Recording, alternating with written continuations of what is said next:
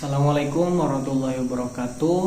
Hello everyone, my name is Ahmad Fauji. I'm a student at STKP Kusuma Negara and my major is English Education. Nah, jadi hari ini saya akan membagikan sebuah materi yang insya Allah bermanfaat bagi teman-teman. Tapi sebelum kita masuk ke materinya, saya akan mengajukan pertanyaan terlebih dahulu.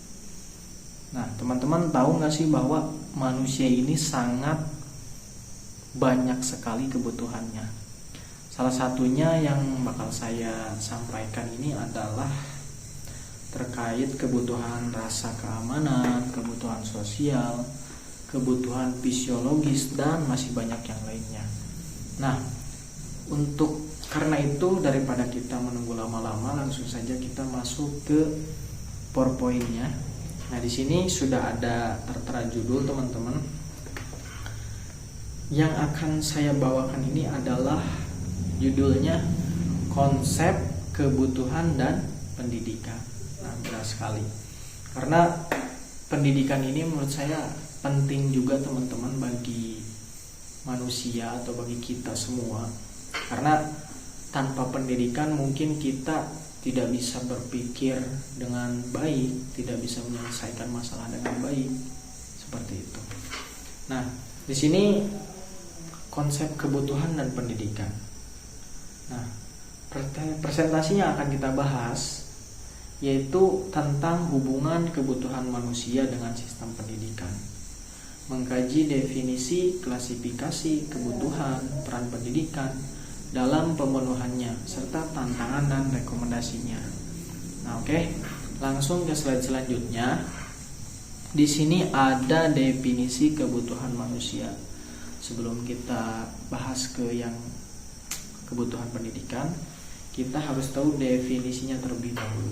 Nah, di sini definisinya adalah kebutuhan manusia adalah segala sesuatu yang diperlukan untuk kelangsungan hidup, perkembangan, dan kesejahteraan manusia. Nah, di sini saya mengambil 4, teman-teman.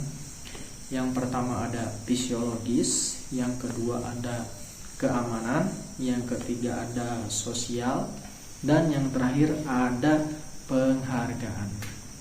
Oke, yang pertama ada di sini fisiologis.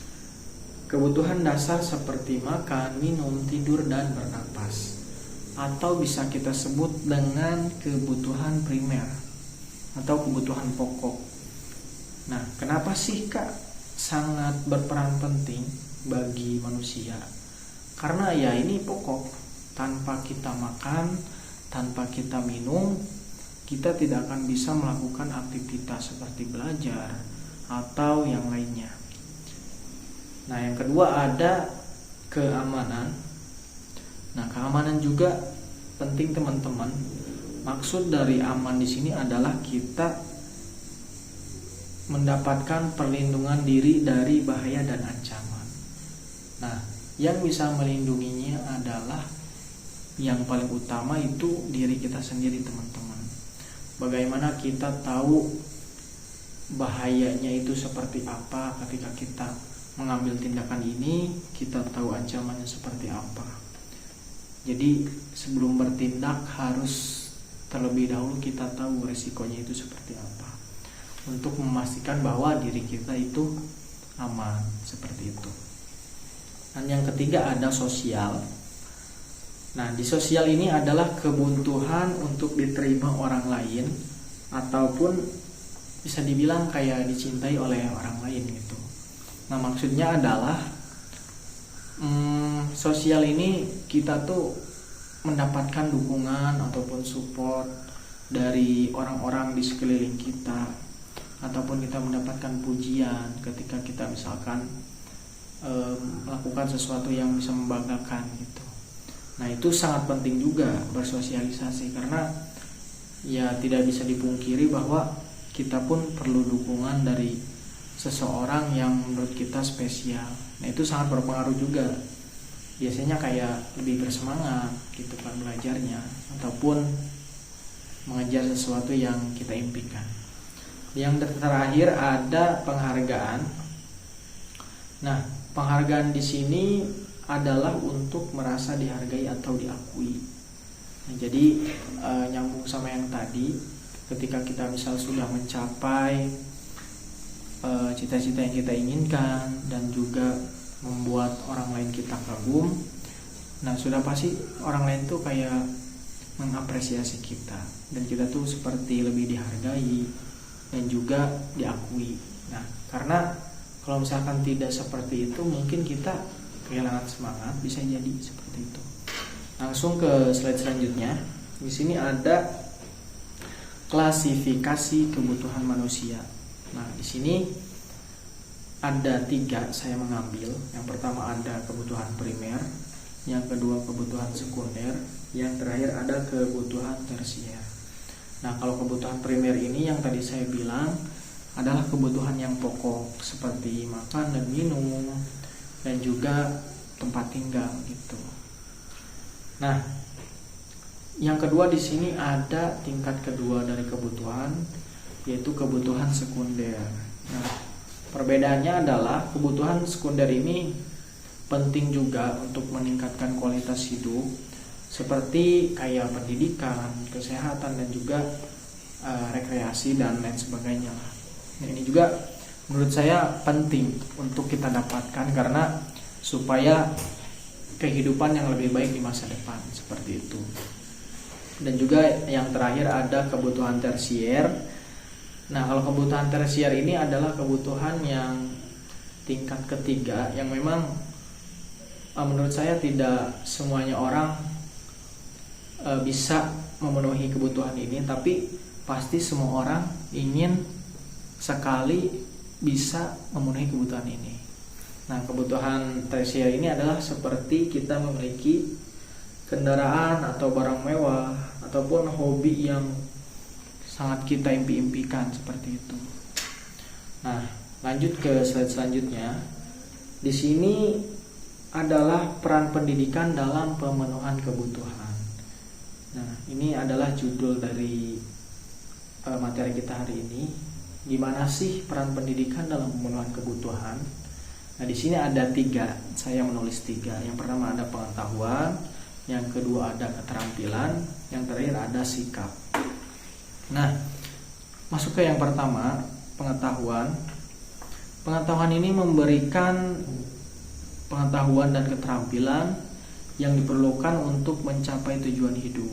Nah, jadi bisa dibilang kayak ketika kita misal bercita-cita menjadi dokter, maka kita harus mengetahui ilmu-ilmu kedokteran, bagaimana step by step ketika kita ingin menjadi seorang dokter, seperti itu.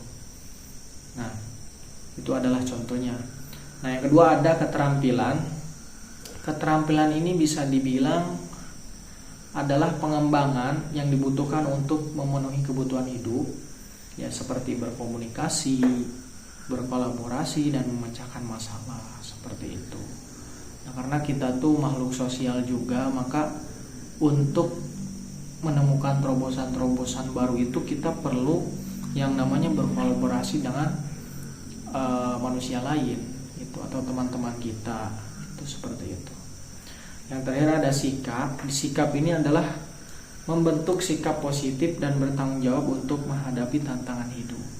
Nah, teman-teman di sini yang penting juga, karena perbedaan antara orang yang memang berpendidikan atau orang yang memiliki jenjang pendidikan yang baik, mereka pasti juga memiliki pola pikir yang baik dan berpengaruh juga kepada sikap dan berperilakunya, seperti itu. Nah, biasanya ya orang yang berpendidikan ini bertanggung jawab atas masa depannya. Jadi dia memikirkan supaya kehidupan di masa depan itu bisa lebih baik, seperti itu. Nah, lanjut ke slide selanjutnya. Di sini ada tantangan pemenuhan kebutuhan melalui pendidikan. Nah, apa aja sih Kak tantangannya kalau misalkan di dunia pendidikan ini? Nah, di sini saya menulis 3 tantangan yang menurut saya paling paling penting lah, bisa dibilang. Di sini yang pertama ada akses, yang kedua ada kualitas, yang terakhir ada relevansi. Masuk ke yang pertama, ada akses.